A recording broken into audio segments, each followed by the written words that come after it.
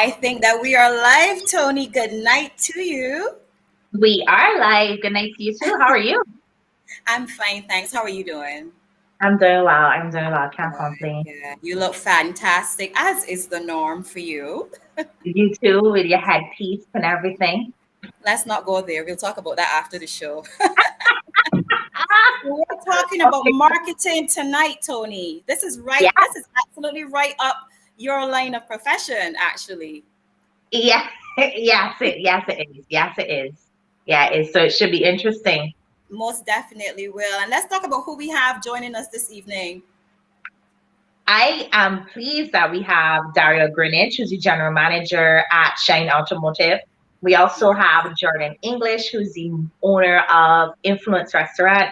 And we also have Christina Hunt. She is the owner of Creative Edge Marketing Inc.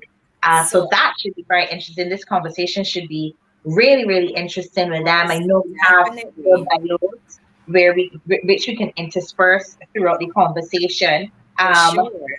but just a little bit about them. Dario is the managing director of Shine Automotive, a multifaceted company that provides a wide variety of automotive services, products, and accessories. Dario is deeply passionate about economic empowerment, specifically for the youth, and is committed to the growth of entrepreneurial wealth through creativity and strategic partnerships. Christina Hunt once named in the top 30 Barbadian millennial entrepreneurs under 30. Christina is a creative change maker who is passionate about marketing. She's the founder of Creative Edge Inc. marketing agency, which helps companies to find their edge through innovative marketing campaigns. And Christina holds a BSc in management with psychology. Last but certainly not least, we have Jordan English, managing director, owner of Influence Restaurant.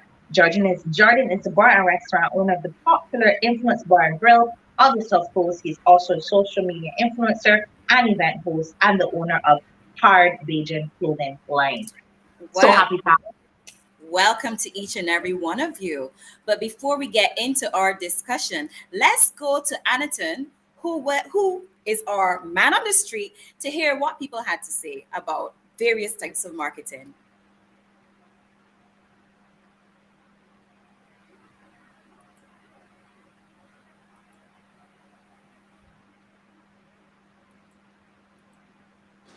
Hello, I think everybody. We are he is talking at the about watch party. Rasta Bar and Ah, we're Grill. going to the watch party. Bar and Grill That's right, having the such watch a great party. time. I know you guys wish you were here. Yeah, I know you wish you were here. We're having a grand time. The bikers are out. So we're here at the watch party, getting kicked in, getting started, getting some food, some drinks, getting all to it. Right. Okay, so let's go straight into the discussion, Tony. Sure. And we are talking tonight about the pros and cons of traditional marketing versus digital marketing. And we wanted the hosts to discuss their different views on this. Which one is better? Is traditional marketing trumped now by digital marketing, or is it all one big concept? I will start with Christina. All right, good night, everybody. Can you hear me well? Yes, Hi. we can, and we can see you well. Look at well. Thank you. Thanks for having me on the show. I love marketing from since secondary school, so I'm really excited to come and share my views tonight. No, I don't see. I would, back in my formal training, I was taught about traditional versus digital, but no, I have been a marketer for 8+ years. I don't see them as separate, like how we're taught in school. I think that marketing is something that you should approach from a human-centered basis, which means starting by getting to know who you're trying to serve, who exactly is your target audience, and then seeking out the channels that will make sense for them, as opposed to looking at it in a box of traditional versus digital. I think there's merit in elements of both, and it just makes sense to get to know your customers first, and then you will figure out what are the channels that will best reach those people. So We that's how I suppose look we at it. have a few people at home who may not know what traditional marketing is. Can you give them, some examples? Sure. So, as everybody knows, marketing is a field that has been around for a very long time. And traditionally, marketing used to look like placing ads in newspapers, ads on television. It used to look like snail mail, which is, putting mail through the post and it will come to Yes. your mailbox. There's so many different types. Events would be kind of considered traditional, But there are many different ways that we used to market back in the day, and now with the digital era, we can market to people via email marketing. We can reach people via social media marketing. We can reach people via Google Ads and things like search engine optimization and search engine marketing and so on. So, with the rise of technology, we have more digital tools that are a disposal, Disposal. but there's so many ways to merge them in a way that makes sense for you. Great. Thank you so much. Dario, you have a very traditional and sexy, if we can use that term, kind of business. How have you used marketing? Did you use traditional? Did you use digital? What has your journey been there?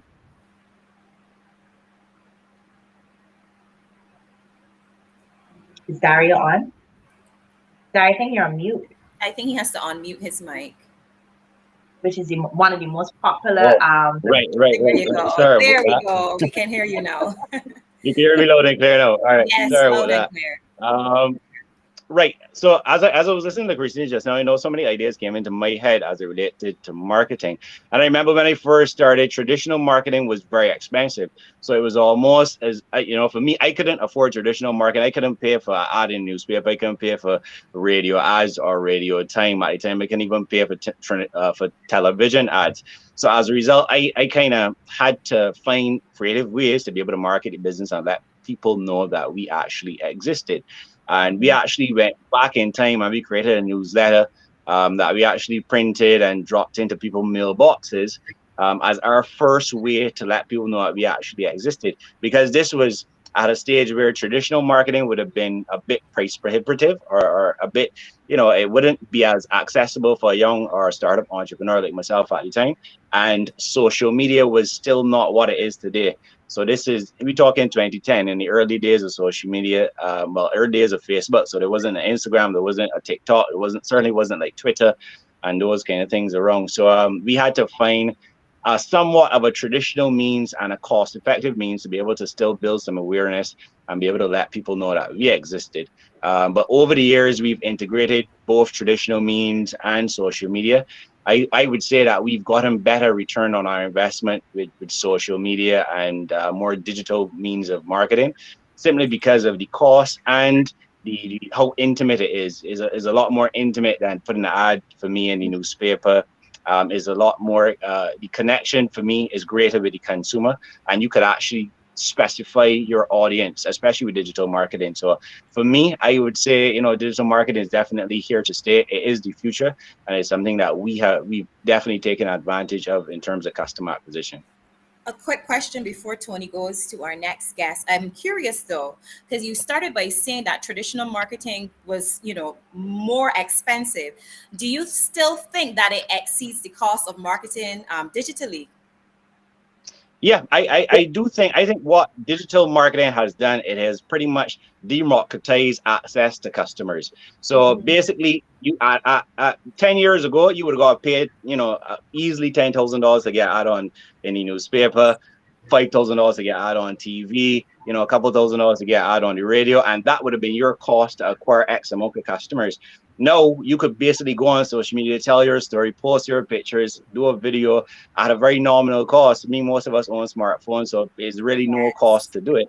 So all that, and then if you're buying ads on social media, it's still very affordable. So I would say, digital marketing has really democratized access to customers, which is something that me as a young entrepreneur definitely appreciate. And it has shown that, these new modern ways of reaching customers can be more effective and certainly more cost effective than traditional means. And I think what it has also done, it has caused, newspapers, even television and radio stations to to relook how they seek to tap into the demographic market, because now with everybody being online, they can't depend on people just buying an ad in the newspaper or television ads or using a popular DJ to promote an ad on radio and so forth anymore. They now have to take their marketing to online as well. For sure, for sure. But I still think that newspaper ads are still a bit expensive. And the truth is that I have not read a paper in years. And this is no, I don't want to discredit anybody who reads papers and that kind of thing. But the truth is that to me, social media is so much more in your face and so much more constant and ready to access that I think the cost of traditional means should actually be a lot lower. But I imagine that, So yeah. we want to hear Jordan's perspective now. Okay. Jordan, you are a social media maven. How have you utilized digital marketing? Digital marketing. All right. I'm a millennial baby, so in digital marketing is just marketing to me. You know, it's just like the normal way to advertise call sense. We've been ever Since since you I born with doing. you were one that was born with a tablet or Yeah, cell phone in your yeah. hand, right? No, no. I ain't in that generation. I ain't generation above that. Right above that. My daughter is definitely that generation, but I a little Okay. before that. But from like when BlackBerry come out, I was 12. Yeah, Oh my I was like goodness. no, I was like That's 13. I was like my age now. yeah, I was like 13 already. So I like from time it was BBM, it was everything from there. So it was just come like normal. So from time we had BBM, we already had access to like a couple hundred people right there on a click, and it went into like Facebook, Instagram, WhatsApp. So it come up. All my teenage years was having access to people. So it just come like natural to like if you got something to sell, it always been like selling something from a young age. Wait, hold on 1 second. Whilst we wait on Jordan to join back, Yeah. Dario, Sorry. I wanted to ask you, where do you get your news from then? If I don't want to denounce traditional media, but we're just quickly whilst he's on hold, where do you get your news from? Yeah, Jordan's back, so I don't know if you want to jump in, and then we could always Yeah. start back from here after. Sorry, I didn't know if you did picking out the background noise around me. So I just wanted to think. But I was just saying is all like social media kind of go right into it. So it's always been kind of normal for me having, like being able to like advertise to people at your disposal. But also know in the business I know, which would be restaurant business, I finding that all types of marketing, like Christina would have said, is important. And knowing exactly which demographic to use the different platforms of marketing for. So just for example, my immediate demographic is millennials 18 to 30, 35. And that's the people that you reach immediately from social media, from Instagram. But I can tell you that for example, we party nights and stuff doing real well because that's what that is group into. But for example, like we karaoke night wasn't doing so well from promoting on social media. But so then we went to using the radio. We went to using some radio promotion, and they started doing better. You know what I'm saying? We started to bring out like the +40s and stuff. Yeah. So I was able to see that like different Different platforms. mediums were working for different purposes. Yeah, so I won't rule out traditional or digital. I think all is equally important based on your target market. What are your most exciting, if you had to name 2 exciting campaigns, marketing campaigns that you've done thus far in your business, what would they be? Well, for me, marketing, like, all right, let me keep it real now. All right, because marketing for me is a little bit different to like the average business person, because I was also like a social media person, like social media personality. So I know for like, how I originally come out with the little dancing and the little action and all that. So that it does being known for that does allow me to easily promote parties. So the parties that I hold is like, you know what I mean? I just turn a little we're known for, and people just rope in because you know that I guarantee got that kind of action. Because you're a personal brand. Yeah, you understand. So So you you are know, your as own. action You are man. your own hype man. He is Yes, actually a man on the yes. street. And on that note, we have to go to the segment Man on the Street, and we'll be right back. Welcome back to Man on Man the on the Street. I Street. am I am Akhenaten Akhenaten Boros, and Boros, and today today we're we're here here at the at the Holders Holders Hill Hill Farmers Farmers Market. Market. We're We're talking talking all all about about marketing marketing today. today. Let's Let's find out find how out how these entrepreneurs feel about marketing today, in today's era, or if they prefer traditional marketing. Let's go right in. See, today we're here with Marlon of Smiley Snow Cones. Marlon, we're talking all about marketing in this week's episode, and we want to ask, which form of marketing do you use for your business? Form of marketing that we use will be Instagram. I use mainly social media, so it's marketed solely based on Instagram. I use either Instagram or Facebook. Well, mostly Facebook and WhatsApp, but word of mouth works better. For right now, we use Instagram and email. I have to say that right now a lot of it is word of mouth and just being at the market and a little bit of Instagram. So I found that digital marketing works really well for me, as well as getting into the community and that kind of local marketing. Which form of marketing do you prefer? So traditional marketing or this new era where you use social media is much more effective? I think this new era, this modern way of marketing is a little better because it's more like personal. Almost the person is buying into you, but I don't know if it's more effective than traditional marketing. Everybody has a phone. Everybody always on Instagram or Facebook, so by that, and people see what you do and, and how clean you do things, then, you get more people to book you, more people to see what you do. Digital marketing is great, but not everybody that wants to buy your produce is online. So I think that traditional marketing, either on TV or in a paper or something that they can read locally, would make a big difference. For social media, because we are able to reach more people, like people not just from Barbados, but from, abroad as well. So I prefer social media. Actually, wearing my own brand is what actually definitely works for me for sure. Because every day I wear my brand, people often stop me to ask me, where do I get it and that kind of thing. So that works best for me, I'd say. There you have it, guys. I am Akhenaten Boros, and you've been watching Man on the Street. Tune in for Let's Start Entrepreneurship this Tuesday. Don't forget, and come on down and join me at Wi-Fi Experience at Blackwood School Yard.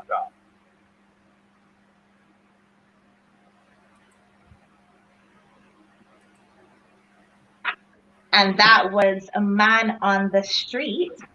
Christina, I wanted to ask you very quickly, what are some of the best marketing campaigns you've seen? Welcome back to Man on the Street. I am Akhenaten Boros. Christina, you're there?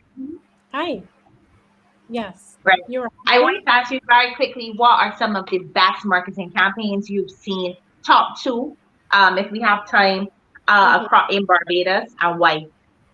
Okay, wonderful. So with my company, Creative Edge Inc., we're all about helping brands to find their edge and stand out and doing marketing in a way that's different from what everybody else is doing. So my two favorite campaigns that I have seen locally, one was Sagicor's breast cancer campaign. I thought it was fantastic. The fact that they painted the road humps to get into their buildings pink, and they also did it at Sheraton as well, which is a popular location with lots of traffic. So they painted the hump pink, and then they had a sign so that when you drive over it, you'll see the sign, little tiny sign on the left that says, "Feel that bump, it's time to get checked," right? And I thought that was a really innovative way of aligning with a particular message and showing that your brand is invested in the people that you actually serve as well. So I thought it was fantastic. And it was very different. I mean, who paints the road humps pink, right? Like, you've never seen that before. So that was really fantastic. Also, one of my all-time favorite campaigns is the Farmer's Choice campaigns. Everybody knows, ham season. We do the ham season campaigns every year. But last year, to me, last Christmas, they really topped it. They brought on Janine, and she's a fantastic poet, and she did a really moving piece about what Christmas means and what ham season means, and family and all the things that we tend to care about. So they did a really good job of aligning their product with the season and with what the season means to us as consumers. So I thought that was really fantastic. Thank you so much, Christina. What about you, Dario? One for you. What's your top marketing campaign? To be honest with you, I don't. I would say that I live in a bit of a tunnel as it relates to that. Like, I focus a lot on a lot of smaller entities and stuff to do. But in terms of large companies, I would say that Farmer's Choice campaign is the ham campaign from Farmer's Choice. That's probably one of the ones that stick out to me for sure. Because it is that I actually look forward to hearing the ads and that kind of thing around that kind of time of year. And I don't eat ham, so that is something that has definitely worked. Jordan, what is one way in which you turned a negative into a positive with a marketing campaign? I was here for my answer for what they just answered. But any negative, I'm ready for any negative to turn it to a positive. But one was, I guess, when we first opened the restaurant, we had like some reviewer guys come and they did a review. They said, a couple of bad things and what's not. Bear in mind, at that time the service was bad, everything was bad, that is true. And they received a burger that they didn't have on the top. So they blasted it on social media and things, whatever. I come out and said, official, our apologies, very busy night, the normal stuff, but then they still make a video and say, well, it was meant to be like that. It was a drop top burger. It was a convertible top off. Sunlight hitting you in your face, you know what I mean? It was meant to be like that. Just like, that's a little funny spin a kind of way, but the truth is we ended up selling like hundreds of top burgers after it was cost efficient, because then we saving bread and we could use the next bread for another burger. So and it was a diet. Yeah, so that was one. I think that was the biggest negative that we had, that we turned into an actual product. Yeah. And if we have time, can you tell your favorite marketing campaign? Island-wide. Recently, the campaign that catch me, I can't remember. There's probably a lot more that I like, but recently a campaign I paid attention to was for the event, the That's Adapt show. They went back to old school promoting, which is having a lot of pop-up promotions at a lot of village shops and bars and places that people didn't even know about, going into communities and hideaway bars. And it really put, I think, the promotion game and the promoters we really a little too complacent on social media, and inspired me to, if I have a big event coming out, I would definitely use that style of carrying promotions directly into the streets of people and getting into the word of mouth. So I haven't seen it in a long time. And Camille, up next we have Chasing Your Dreams with Stephanie Chase. Hi everyone, we are about to feature another Barbados Trust Fund Limited client who has been chasing his dreams. We're going to learn all about churned homemade ice cream. Follow me. So I'm here with Ramon, a young entrepreneur. I want you to tell me what caused you to get into the ice cream making business. So basically, we just had purchased an ice cream machine in 2020, and I had it for a while, and then obviously COVID hit, and then it was had a lot of free time on my hands, and then we just started to make ice cream. That was basically it. Tell me, what has been your marketing plan, your marketing game for you to make churn homemade ice cream or take it into the homes of people in Barbados? So basically, we use social media as our more direct form of marketing. So we use Instagram specifically, the sponsored posts. We use sponsored posts a lot in our marketing as well. Then we also have our customers do word of mouth. So that has been quite tremendous for us as well. And we appreciate our customers for that as well. What advice would you give to future entrepreneurs? So future entrepreneurs, I would suggest that you stick with it. Tell us about some of your most popular flavors. All right, so right now we have at least 30 plus flavors. We do both dairy and dairy free as well. As I said, super premium dairy ice cream and dairy free ice cream. So we have Biscoff cookie butter birthday cake, which you're enjoying right now. We have the coffee, we have dairy free coffee, dairy free peppermint stick, mocha. We have quite a few flavors to choose from for everybody. So there you have it. We have featured another Barbados Trust Fund Limited client who has been chasing his dreams. Now, if you are an entrepreneur or a future entrepreneur and you want to turn that idea into reality, you know where you need to go, the Barbados Trust Fund Limited. Until next time, here is to chasing your dreams. Love that. Welcome back. This is Barbados Trust Fund Limited Let's Talk Entrepreneurship Talk series. And we were talking, this episode is about marketing. And we have our three distinguished guests with my co-host Stephanie Chase. Let's talk about digital marketing and small businesses. And how it's impacted the visibility of small businesses. Yeah. Christina.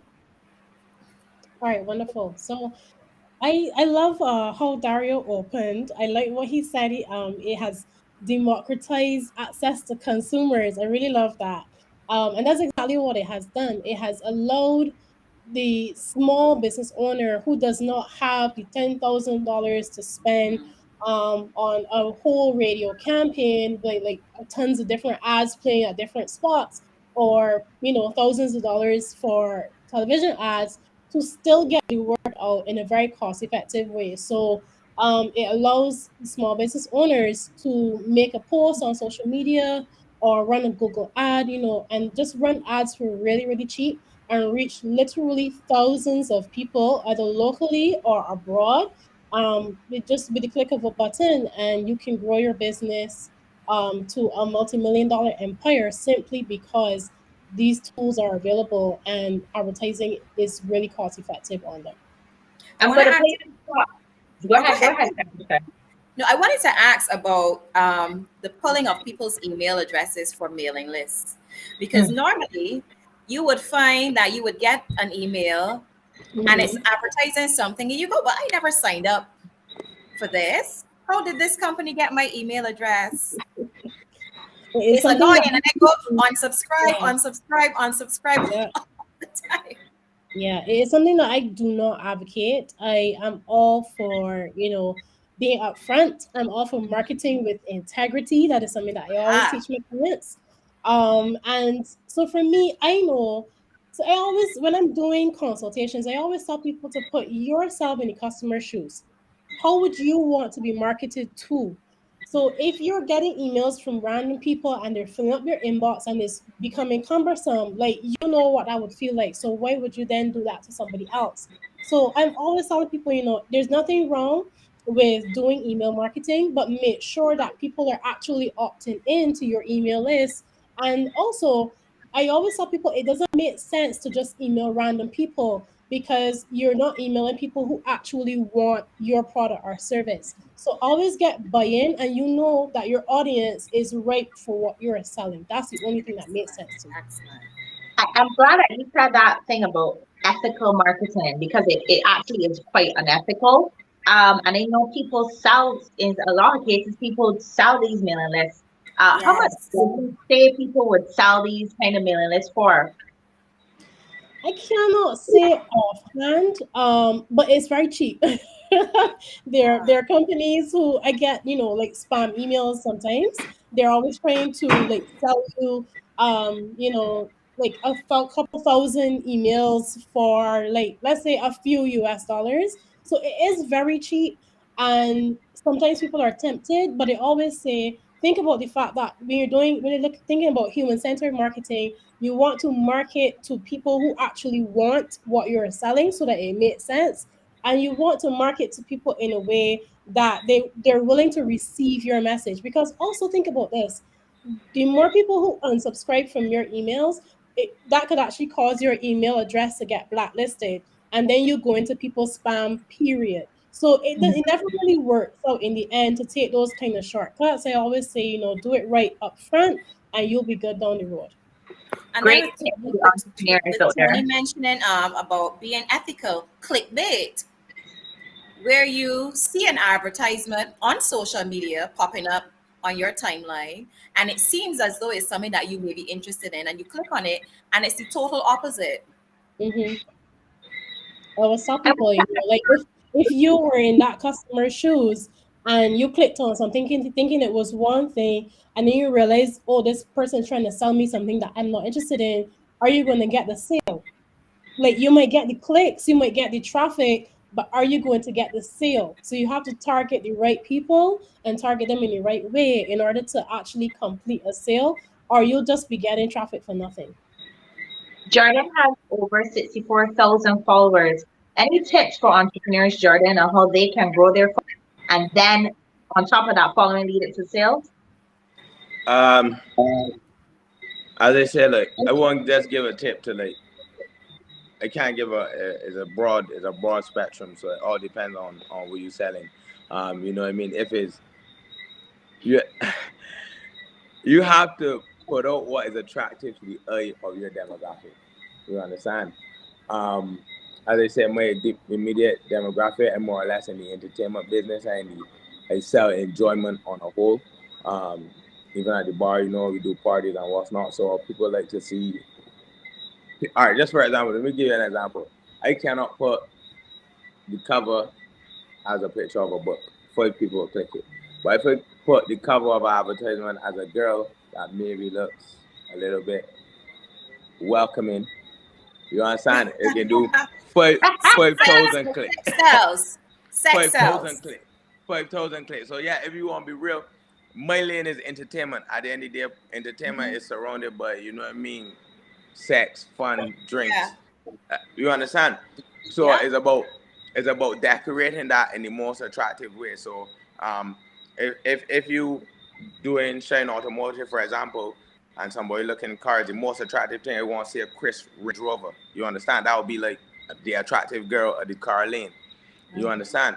So I would just say to always use the most gravitating images and pictures for your specific demographic.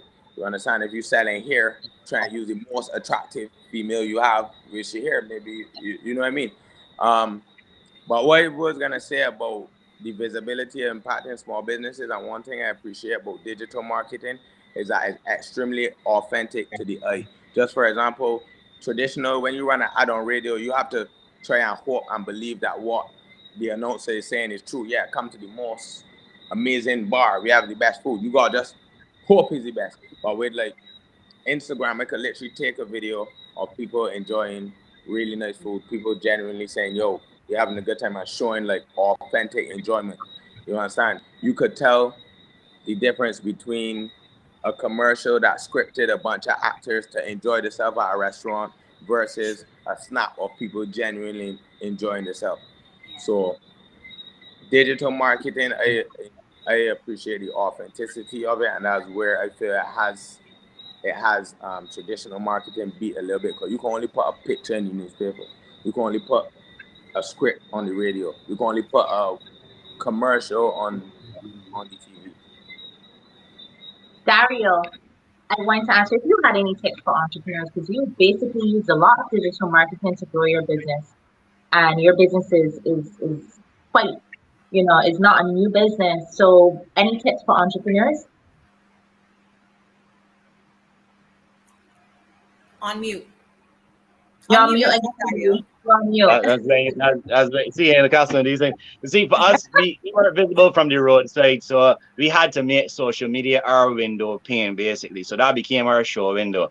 So similar to how, and I always make this example to my assistant during the day about how creating videos, because I actually like how Jordan's market influence in terms of, I know people go to influence probably just to know that they're going to be on social media, because the authenticity of it, people love to see people, and that's how influencers, I think, are really impactful these days. Because if an influencer is using a product or a service that you are even thinking about, you automatically feel as though, all right, I could trust this product here. I think I should use this product, because the influence makes that connection between the authenticity of the product and you know, and basically determines whether or not you should or should not use it. And I think that's why social media influencers are so important in this time, and that's why digital marketing, I think, is almost like a window pane for each and every small business. So as a small business, you don't necessarily need to have you know, a huge mall or a huge setup anywhere. You just need to be able to optimize your social media. You need to be able to know your audience and be able to identify who it is that you're selling to. and create an innovative way to be able to connect with our audience, whether it be video, which is more popular now, or whether it be pictures and that kind of thing. But I think being able to also sell your story, and that's what we've done a lot of the time too. We're able to sell a story, whether it is how we detail a car, how we remove the interior from a car, why certain things happen, why certain things shouldn't happen, that kind of thing. I think that that has also played a very big role in terms of us being able to connect with customers and to sell our products and services. So I'd say any small business, should really look at the story that they want to sell, look at the audience that they're catering to, and find a way to be able to utilize digital marketing to kind of sell the story and to connect with the customers. I'm going to put my co-host on the spot because she blogs. She's an influencer. Any tips for entrepreneurs or any lessons, Stephanie? Well, I think that our panelists pretty much gave us the best advice. But what I would say is that you have to find a brand ambassador or an influencer that ties in well with the product or service that you want marketed. You don't want to go and pick the most popular influencer who never uses your product or who will not represent the product or service well, on social media. You want, as Dario said, to pick someone who is authentic. I will go by. I think when I think about being authentic, I always think about one of my favorite campaigns, the Guinness Rush Hour. And back when they used to have the Guinness Rush Hour, Lil Rick was the DJ on air. And people will tell you every single rum shop that was selling Guinness or any particular product that he was promoting during that time would sell out. Period. And that goes the same. Tony, you have your Sweetheart shoe line. Now, when you were promoting your sandals, you're not going to go and pick somebody with ashy feet or chipped toes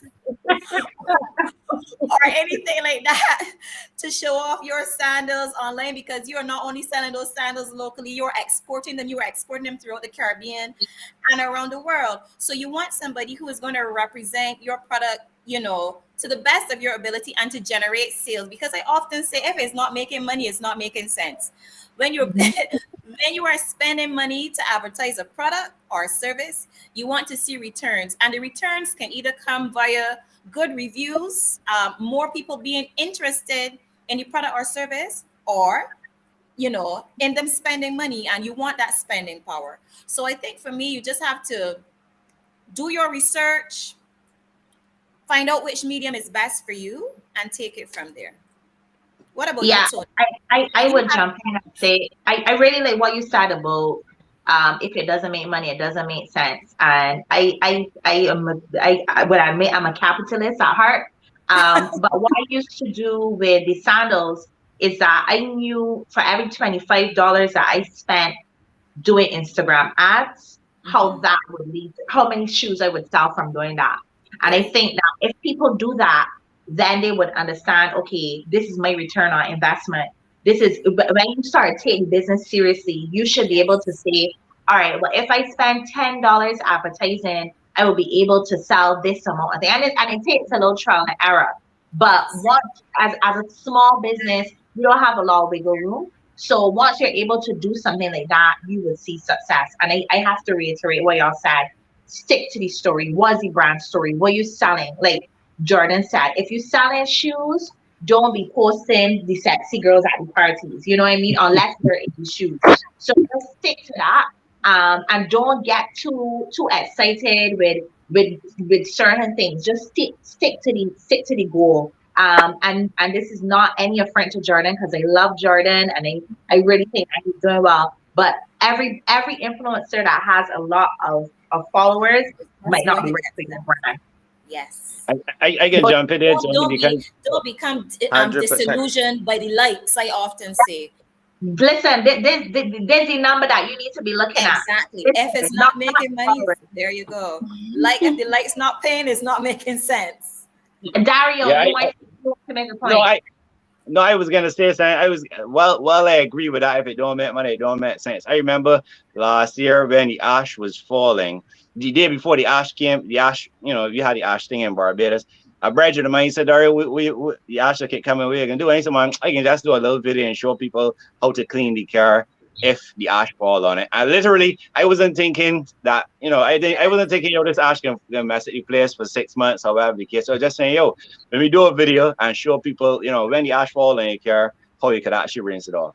And we did that video, and that video ended up being the catalyst behind us getting a lot of the work, whether it comes to selling the car covers, whether it came to cleaning the vehicles. We ended up setting up a drive-through car wash specifically for the ash.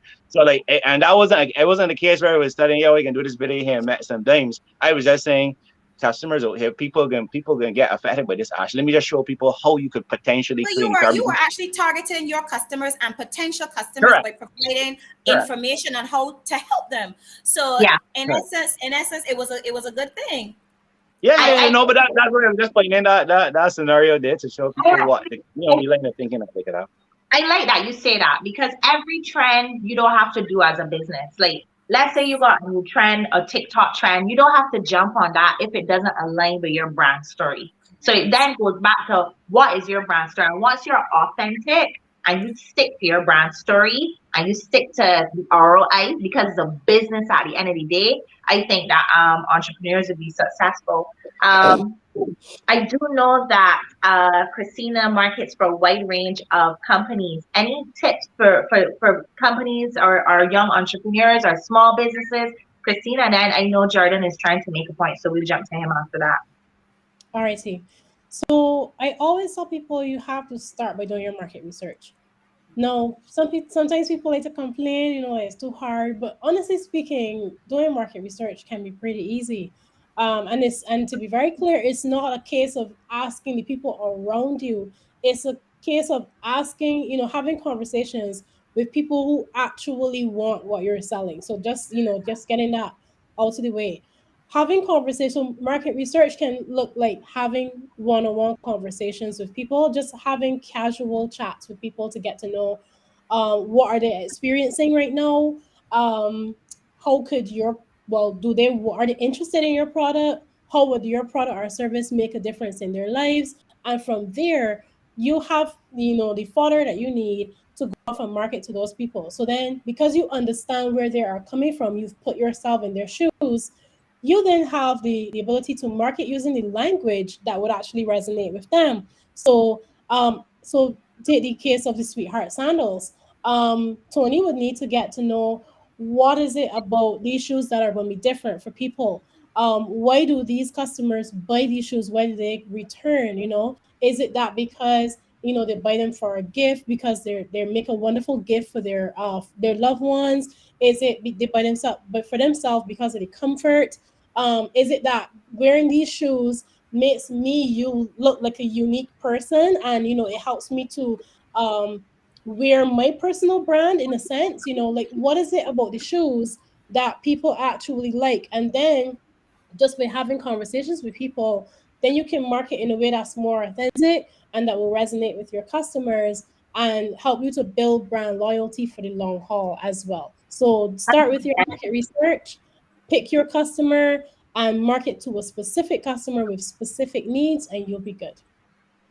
100%, Christina. That is exactly what I did. I had a focus group, and I brought some friends over by me, and we tried out different sandals and what people liked about the fit and the arch and all kinds of things. So that's some great advice, Jordan.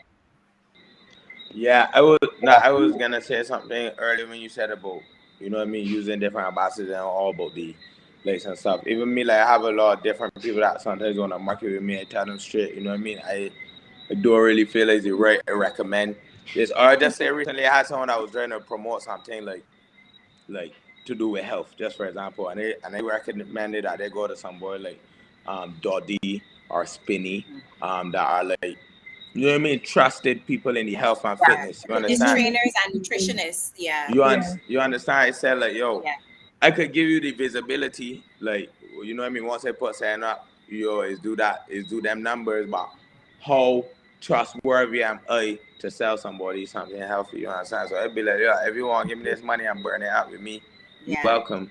But then you operated also, that also shows that you have a high level of integrity, because some people would have taken the money and go like, "Man, I know this them bum up, but I Yeah. ain't here to pay me. I ain't go do the thing." But you in Yeah. turn recommended two other credible individuals. So I mean, there is enough pie for everyone to share. You Yeah. don't have to be greedy, and you were Yeah. able to remain true to yourself in the process. So kudos to you for that, for sure. Yeah. I tell them straight, like I plus two is easy. The brands I work, like, Hennessy ambassador, like Hennessy is like I don't even feel like working when they're promoting it because it's just standard. You know what I mean? All my brothers, Yes, we drink Hennessy that's right right too. up your Boom. alley. I sell it. So it just be like I be marketing it by accident. Anyhow. You know what I'm saying? So I don't want to be like on TV, yeah, guys, look at this lettuce. It has 45%, which is good for minerals, I think. You know what I'm saying? I'd be reading from the It's script true. that It's 7% true. calcium. Yeah. So I only really take on jobs that I could do naturally. You understand? As I say, like I know I'm for selling enjoyment, I know I'm for selling action, fun. You understand? Parties, clothing, food, drinks, flamming. So I think that you should definitely choose the ambassador to suit your brand. You understand? Not just numbers, but also look at people's sale power as well. It's more work with even me myself for certain projects that I do. A lot of people don't know that I pay other influencers. You understand? I actually outsource representation from other people based on what projects they're looking to do. Wonderful. Well, speaking of bars, let's head back to the watch party. Let's go. Let's see what Anaton is up to. He may be having a lot of fun.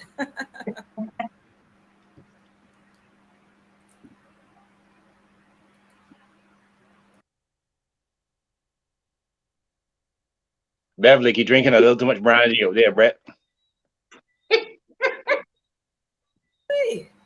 Oh, we seem to be having a little bit of technical Technical difficulty with Anaton. difficulties. Yeah. Okay. So I like the fact that Jordan spoke about integrity, and you can be a capitalist, but you don't have to be greedy, or you don't have to try to shift people or whatnot. And I see the question: influencer, brand ambassador. Which would you want to use and why? I Here we think have Jordan. Anaton. Okay, great. Take it away, Anaton.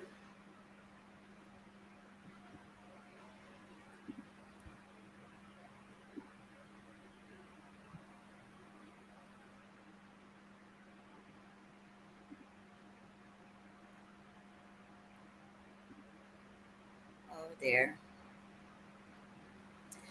Uh, he's still having some technical difficulties. So, Tony, Yeah. continue on with your question. Yeah. So, Christina, which one would you use, or would you advise people to use, influencer or brand ambassador? Okay, so I think there's merit to both. However, from my experience and from my learning as well, because just because I went to school don't mean that that's it. You continue learning all the time.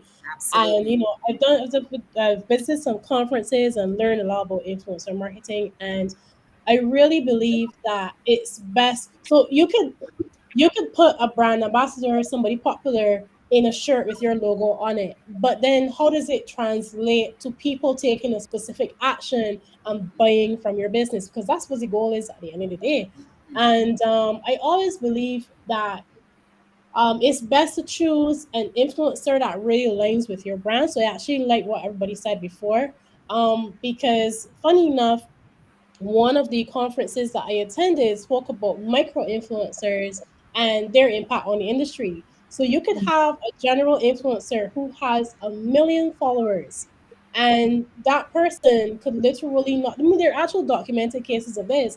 That person could sell like 30 units of your product and you pay them thousands of dollars, you know what I mean? And the disconnect there happens because just because a person has 1 million followers doesn't actually mean Does not that equate to the everybody sales. exactly. So what you want to do is find a person who actually operates within your industry. So if you're selling hair care products, you want to and like not just hair care products, you want to niche down as well. So like if you're selling hair care products for Afro hair, then you want to find an influencer, even if that person only has like 5,000 followers, right? Or 5,000 subscribers on their YouTube channel. The point is that if check their views, check the amount of comments that that person is getting.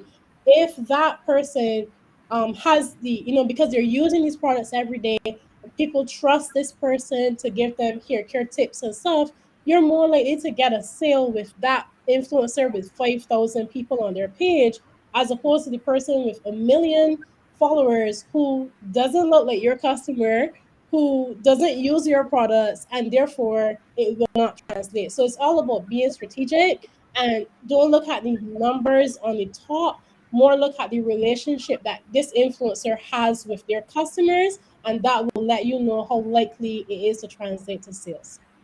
And I want to say something that it may sound easy, but I also actually think that maybe it will be best to speak to a professional if you are unsure. There are agencies, there are agencies that you can use to book an influencer, and so because they will have like a database of people, they will have all the statistics, the history, the historical data on how campaigns have worked in the past. And they can actually give you stats and help align you with the right influencer. So you can look around. There are actual agencies that are dedicated. And that is done in Barbados. That is done in Barbados. I don't know of any that are in Barbados. Definitely, there are some that are overseas in the US. But I can't say that there are any specifically in Barbados. But in general, there are. You can actually speak to marketing companies as well, who would be able to reach out to people and give you guidance as well. Because a small business owner may not have that, money to go and pay a company. But let's say, for instance, Christina may be able to do a little bit of consultancy, some one-on-one consultancy for small business owners, to give them that additional assistance or advice to point them in the right direction so that they can make informed decisions. Yes, exactly. Tony? Stephanie, I think it's time for your success stories, Building Titans.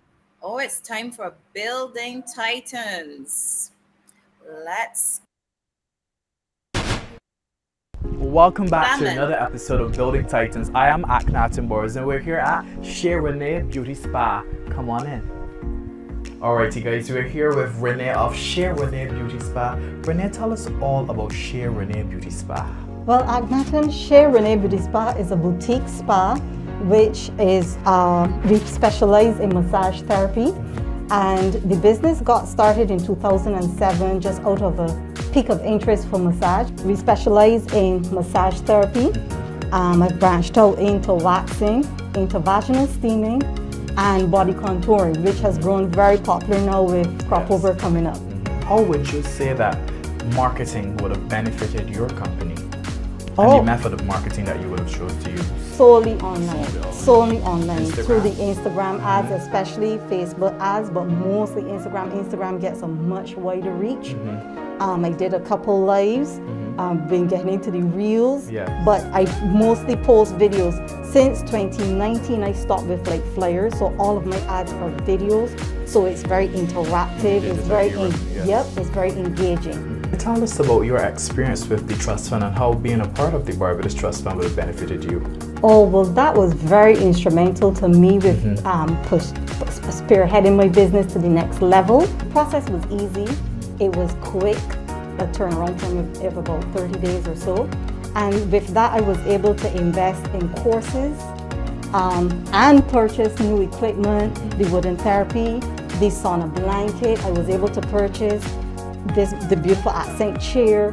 It was so instrumental. The sign you see and the glitter wall, I was able to install those and everything and really give the room a very refreshing ambiance and everything for clients as soon as they enter. So it was really very instrumental for me to take my business to the next level. There you have it, guys. Once again, another episode of Building Titans here at Chez Renee Beauty Spa. Until next time.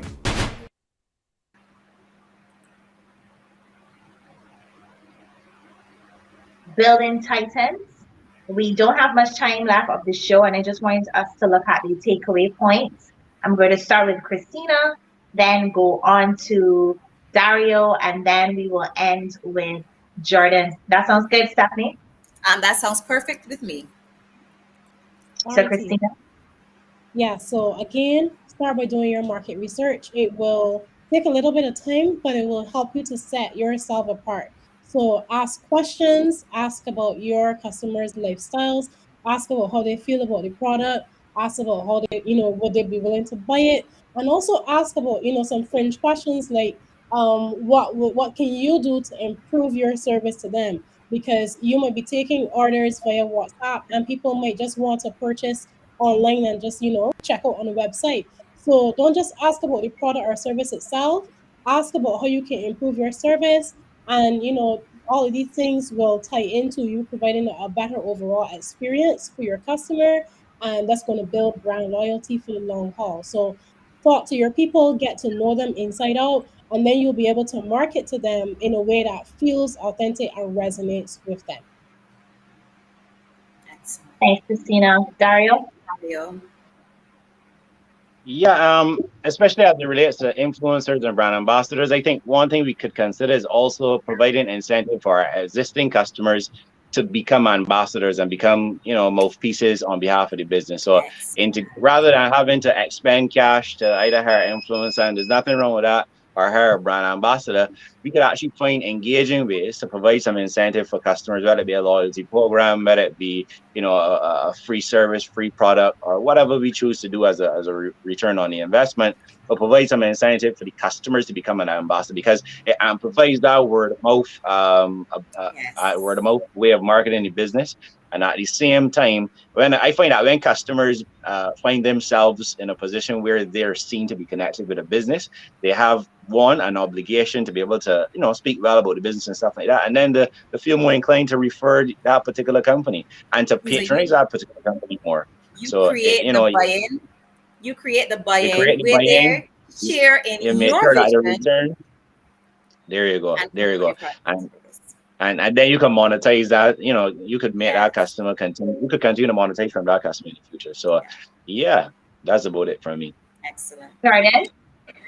Yeah, right. So I said, like I said, on both sides of the fence, like you do an ambassador and influencer for businesses, and then run my business. So I do a gem like on both sides of the fence. Two things that really work. All right. So something that I do is that I will hire influencer or ambassador, but they wouldn't do the traditional influencer ambassador stuff. Sometimes they just blend in, like they just genuinely care for the service. You understand? You could tell the difference, like when you put a camera. Oh yeah, guys, I'm here. Influence, it's amazing. The chicken is amazing. Blah, blah, blah. You understand? You can tell this is paid work, so they might skip past it. Whereas it just be like, you know what I'm saying? Just look like they're blending in, but you have key personalities that carry a long weight.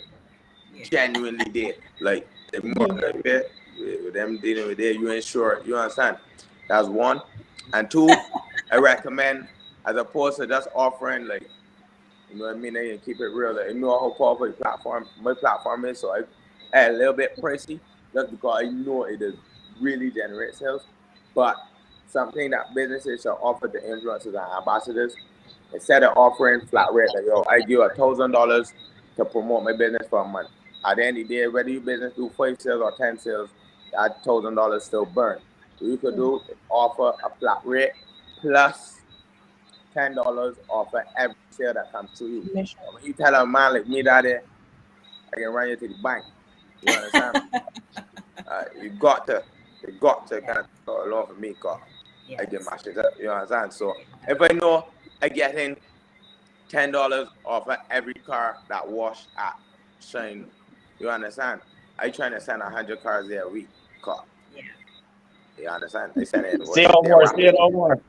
You understand? So I just feel like if you want really get you influencer, you ambassador to get like true potential, offer them a market share in the service. And that way they feel like they have part ownership. The harder they go, the better they're rewarded. You understand? Because you give me $1,000, regardless of not $1,000, they cut and you grown. Stephanie, you are my co-host, but you also do a lot of social media influencing. Any tips? I actually agree with Jordan's last point.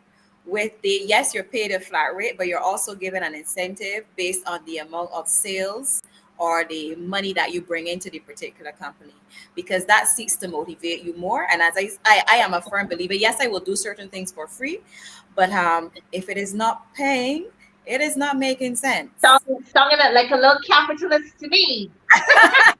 Right, but I also think that as you grow and you mature, you know what products you align best with, and you have to be able to say no. And I say no very often when I know for sure that what I'm being asked is something that I really can't do well and would not look as a good fit for me. So I will say no, and I have no qualms about saying no. Whereas there are some people who will say yes and take the money, but then that brings your level of integrity into question.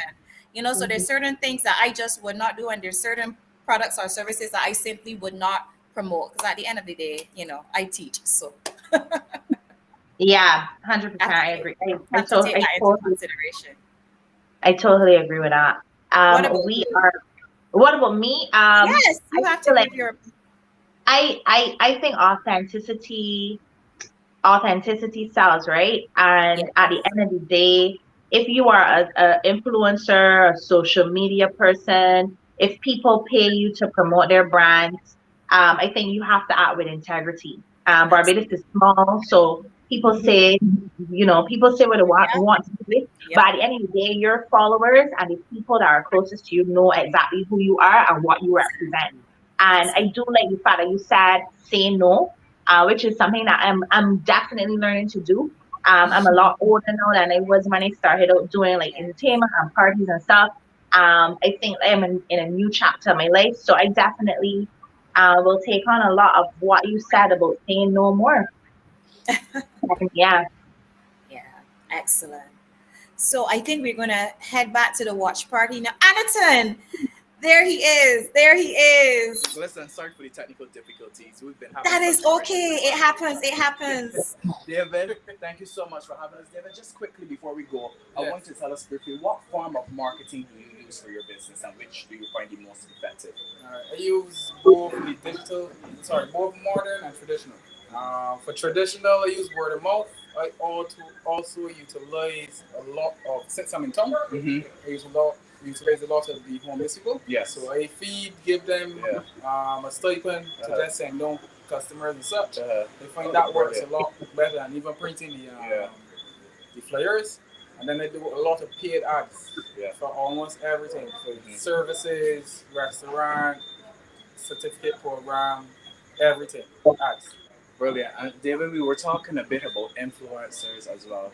I tend to be very slight with using the word influencer for myself because everybody uses that title these days. Okay. How do you partner with any influencers for your business, and do you find it effective? Any influencers? Not necessarily. But you got the real life influencers. Yeah. So once again, guys, thank you so much for joining in. We are having a grand time down here. I know, once again, one will say it. Thank you for logging in, and I hope to see you next time. Stephanie, you look good enough, girl. Oh my God. Thank you, darling. Thank you, love. Thank good you. Good to see you guys. Bye-bye. And that is the Barbados Trust Loans Limited Let's Talk Entrepreneurship Talk series. Thank you guys for joining, and we'll tune in, and we hope to see you next time. God bless you. Bye, everybody. See ya. Trust loans, rebuilding.